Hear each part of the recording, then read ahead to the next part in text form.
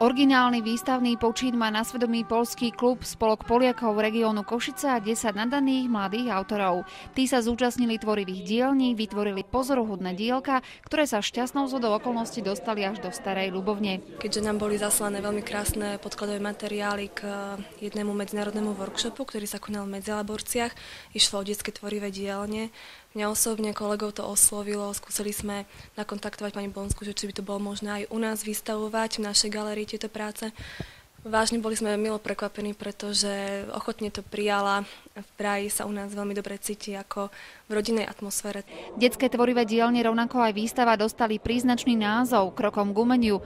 Mladí umelci sa podľa slov ich tutorky poprednej košickej výtvarníčky k umeniu aj skutočne priblížili. Programom celých tvorivých dielní bolo tým krokom k umeniu prejsť jednotlivými technikami a prispôsobiť sa aj regiónu, v ktorom sme, keďže sme boli blízko Medzilaboriec, tak sme sa zapodívali aj s tými dejinami umenia a tou históriou pop artu a Andyho Warhola, ktorý odtiaľ pochádza. Človek by očakával, že keď vôjde do galérie, tak uvidí krásne detské rozprávkové postavičky, možno zvieratá.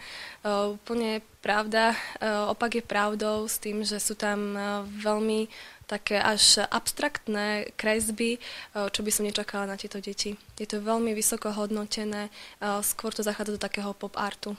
Podobne ako kráľ pop artu aj jeho následovníci prešli viacerými technikami, vyskúšali si sieťotlač, koláže, pretláčanie, vystrihovanie, prácu s textíliami. Keďže to bolo súčasne v čase a v termíne, kedy prebiehal aj workshop dospelých, Euryart, tak si mali každý vyhliadnúť jedného z profesionálnych výtvarníkov a urobiť jeho portrét a previesť do takej podoby, ako tu je na výstave, čiže urobiť tú figúru, ktorá by charakterizovala tú danú osobu, ako ju on vidí, ona vidí z tých detí.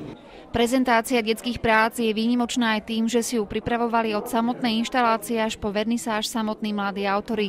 Pre mnohých z nich je staroľubovnianska výstava premiérou a treba dodať, že mimoriadne vydarenou, čo si všimli už aj tunajšie umelecké školy. Projekt Krokom k umeniu bude v galérii Provinčný dom verejnosti sprístupnený do konca novembra.